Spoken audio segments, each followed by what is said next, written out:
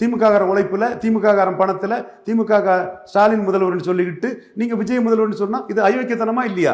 ராமதாஸ் இதை பண்ணா திட்டுவீங்க. இந்த இந்திரா காந்திக்கு பேரன் ராகுல் காந்தி பண்ணா மட்டும் யோக்கியமாயிருமா? அது இவ்வளவு அயோக்கியத்தனமான அரசியல்.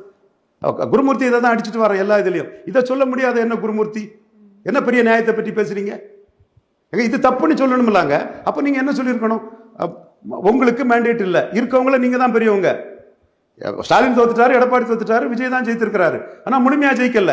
அப்ப ரெண்டு ஊர்ல ஒருத்தருக்கு ஆதரவை வாங்கிக்கிட்டு அதிகாரம்ங்கிறது மக்கள் எனக்கு மட்டும் தரல, சேர்த்து தான் தந்திருக்காங்கன்னு நீங்களும் சிஎம் கேண்டிடேட்டா நின்றுக்கீங்க, நானும் சிஎம் கேண்டிடேட்டா நின்றுக்கிறேன். உங்களை சிஎம்மா சொல்றேன், நான் அவுட் சைட் சப்போர்ட் கொடுக்குறேன். அல்லது என்கிட்ட 108 இருக்கு, உங்கள்கிட்ட 47 தான் இருக்குது, நீங்க டெப்டி சீஃப் மினிஸ்டர் வைங்கன்னு நீங்க எடப்பாடிட்ட போய் பேசியிருக்கணும். நீங்க சீஃப் மினிஸ்டர் வைப்பாங்க, குதிரை பேரம் பண்ணிடலாம்னா இதுதானே எதியூரப்பாவுக்கு மறுக்கப்பட்டது, இதுதானே பட்னாவிஸுக்கு மறுக்கப்பட்டது. ஆமா, கவர்னர் வந்து ஊழல் வந்துடும், அராஜக அரசியல் உள்ள வந்துடும், முறைகேடு வந்துடும். இந்த நாட்டில் ப்ரொபோஸ் பண்ண கேண்டிடேட்டை எய்த்து ஒர்க் பண்ணி நம்பிக்கை நாணயத்தை கெடுத்த கட்சி, நம்பிக்கை நாணயம் நாட்டில் இல்லாம போயிடும், நாட்டில் சர்வாதிகாரம் வந்துடும், நாட்டில் பதவிக்காக ஸ்டாலினை சிஎம்மா சொல்லிக்கிட்டு விஜய்கிட்ட போகக்கூடிய தர்மம் வந்துடும். கவர்னர் அடிச்சுட்டாரு மெஜாரிட்டி இல்லைன்னு